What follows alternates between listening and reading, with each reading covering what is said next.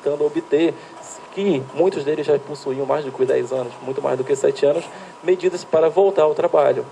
Mas as medidas judiciais, elas têm efeitos para frente, quando se trata de liminares. Chama de efeito ex nunc, efeito para frente. E todas as pessoas que foram demitidas nesse meio de tempo não possuem juridicamente, pelo menos até o julgamento da ação civil pública, a condição de ser reintegradas. Nós temos aqui falando com 6 mil pessoas que estão beneficiadas com uma ação.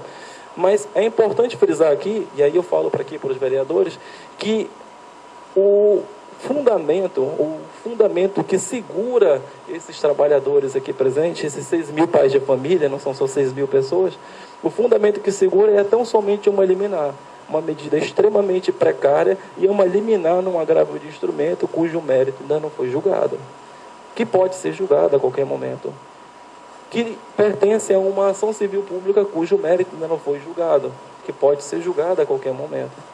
E é importante falar, como já foi frisado por um dos vereadores aqui, o INSS entrou na demanda. E o INSS entrando na demanda, ele carrega obrigatoriamente o processo para a Justiça Federal.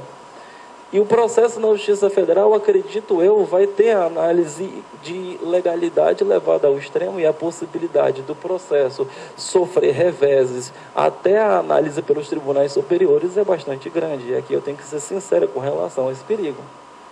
Então, eu gostaria de ter, como o colega vereador falou da outra tribuna, ter fé, porque na verdade Eduardo Couturi já determina que a gente tem que ter fé no judiciário. Eu tenho fé de que esse processo seja analisado com a necessária lisura e com a necessária análise dos princípios constitucionais, notadamente, como o vereador fala, dignidade da pessoa humana. Só que o fato de eu ter fé, vereador Gilmar, todos aqui presentes, não quer dizer necessariamente que isso vai se transmutar numa sentença favorável. E todo esse processo, como eu já falei para vocês, um pequeno resumo, demanda para que a gente possa conseguir medidas de salvaguarda para vocês, toda uma complexidade. Porque, sendo extremamente sincero, é muito simples afirmar que nós não queremos prejudicar vocês, que nós não queremos que essas pessoas que entraram sem concurso público, que estão aqui sendo vítimas desse prejuízo, não queiram ser prejudicadas. Isso, na verdade, para a Defensoria é extremamente simples. Para a Defensoria Pública é extremamente simples, porque, na verdade, ser defensor público exige defender exatamente isso. Então, eu não estou aqui fazendo nenhum esforço, eu estou aqui fazendo aquilo que a minha profissão me manda. Mas o problema é que quando você analisa o outro lado da moeda, e esse outro lado da moeda é acompanhado pelas outras instituições que estão acompanhando, elas verificam também o reflexo que se pode causar do outro lado. Que do outro lado é esse? Agora, há pouco, há menos de mês, foi realizado o concurso para a Secretaria Municipal de Saúde. E, acaso vocês não saibam, a quantidade de pessoas que fez esse concurso ultrapassou 65 mil. Bom, 65 mil frente a 6 mil, nós temos aí uma ponderação extremamente perigosa para a análise do precedente que se quer criar para essas pessoas. Porque a pressão gerada pelas pessoas que querem entrar nos cargos públicos através de concurso, faz com que, inexoravelmente, todos aqueles que tenham entrado de forma irregular sejam, desculpe a palavra, demonizados. Essa é a pressão. Então, o judiciário, com esses dois pesos de um lado e de outro, muito provavelmente, apesar de todos os nossos esforços, pode, porque eu não sou adivinho do futuro, pode pender pela análise da prevalência do concurso público, porque o concurso público tutela princípios de direito público, dentre um deles, interesse público. E, em se tratando de direito administrativo, e a situação de vocês é uma análise de direito administrativo, o interesse privado é suplantado pelo interesse público, e o interesse público exige que a entrada seja por concurso. Aí vocês me perguntam, e está todo mundo silencioso aqui, todo mundo me pergunta aqui, para que o defensor está assombrando todo mundo aqui? Não, eu não estou. Eu estou falando para vocês porque essa ação foi entrar em 2009, nós já estamos em 2012, já quase completando 4 anos de ação, e nesses 4 anos de ação, a única coisa que a Defensoria Pública tem feito é levado porrada de tudo quanto é lado, de tudo quanto é instituição, para poder manter esses 6 mil pessoas aqui no meio. E dizer aqui para vocês, vereadores, que se por um acaso nenhuma medida for tomada, e ainda bem que já houve consenso pela medida correta a ser aplicada aqui, se a medida correta não for aplicada a tempo, a qualquer momento essas pessoas podem sofrer reveses. Isso não quer dizer que esse revés seja definitivo, porque a Defensoria Pública não vai parar com esse processo até ele ser analisado pelos tribunais superiores. O problema é que até chegar nos tribunais superiores, nós podemos ter semanas ou meses. E eu não consigo imaginar como qualquer um de vocês possa aguentar um mês sequer sem receber o necessário salário para a manutenção da família. A Defensoria Pública tem segurado essas pessoas com base em uma medida liminar, volto a reafirmar, com base em uma medida liminar. Mas é uma medida liminar que vem, é bom ressaltar, sofrendo ataque tanto do Ministério Público Estadual, tanto do Ministério Público do Trabalho, tanto do INSS agora. Então, para evitar que o mal possa acontecer, eu não falo pela Defensoria nesse momento, eu, defensor Carlos, rogo que medidas aqui na Câmara Municipal e dentre as coisas, medidas que foram elencadas por Vossas Excelências sejam envidadas.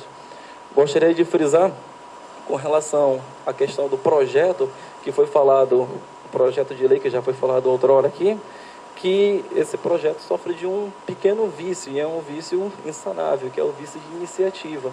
E espero que a emenda que se pretende fazer à lei orgânica do município seja implementada com a maior celeridade para que se evite que prejuízos maiores sejam acontecidos no âmbito judiciário. Quero fazer uma última manifestação. É interessante verificar essa questão, essa ponderação, porque quando você vai fazer a análise fria, quando você vai fazer a análise com base nos papéis, com base na Constituição, e a gente tem que respeitar a Constituição, porque se a gente não respeitar a Constituição, a gente não respeita nada. Quando a gente verifica essa análise da Constituição, é fato que se vai analisar, é fato que se vai ter a conclusão, como primeira conclusão, a necessidade de desligamento de todas as pessoas pelo tempo que já tiveram. Eu tive conversando com uma pessoa cuja ética me impede de falar nesse momento e disse o seguinte: ora, mas vocês já passaram 10 anos lá, deviam ficar felizes, deviam voltar para casa felizes com isso. Bom, eu penso o seguinte: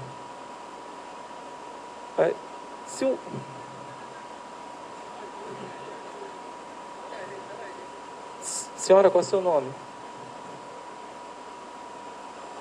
Lúcia. Suponha que a dona Lúcia aqui mate mesmo. Suponha que ela mate mesmo. E ela está dizendo que quer matar, então é dolo, né? Não é nem eventual, então, ela quer matar. Ela mata. Depois, eu não vou dizer quem é não, tá? Suponha que ela mate. Ela, assassina, confessa, tem direito garantido pelo Código Penal, olha aí, assassina, pelo Código Penal, de ter a pena contra ela não aplicada se o Estado não tomar providências em um tempo razoável. O nome disso se chama de prescrição. Então, pensa uma coisa, gente, é uma coisa que eu volto para vocês, vereadores. Se o assassino, se o criminoso, se o coisa ruim, se o assassino, se o criminoso tem o beneplácito legal para evitar com que o Estado o puna, eu não consigo entender por que eu estou brigando até hoje nesse processo se o servidor público não era assassino.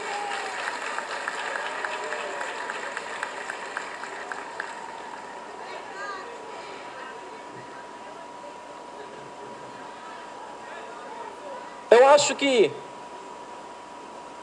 conforme o colega vereador falou no outro púlpito, eu acho que falta é ver. Na verdade, acho que falta é ver as pessoas que eu encontrei mendigando lá próximo no centro, que eram servidores públicos, que o Serviço Social da Defensoria teve que levar para mim, que tinham acabado de ser desligados, mendigando, não era outra coisa, não, mendigando. Tá? Outras que eu tive parentes que chegaram com a gente e dizem: olha, meu pai morreu porque ele foi demitido. Eu acho que falta isso. Porque, na verdade, e aqui eu faço a crítica pública, tá? Porque, na verdade, aqui os órgãos de controle, esses órgãos de controle aqui eu volto diretamente ao Tribunal de Contas, que deve fazer o controle concomitante, conforme determina o artigo 71, inciso 3º, deputado Marcelo, da Constituição Federal, não fazem o dever de casa, não fazem a fiscalização incontinente, não fazem essa verificação, e depois de quando o tempo passa, e muito tempo passa, quer voltar atrás como se isso não acontecesse, como se isso não representasse nada. Eu afirmo para vocês aqui, a Defensoria Pública vai continuar brigando por essa situação até a última instância. Só que a Defensoria Pública, na verdade, não é a Defensoria Pública, é eu, defensor Carlos, peço o apoio da Câmara, porque sozinho não dá. Abraço.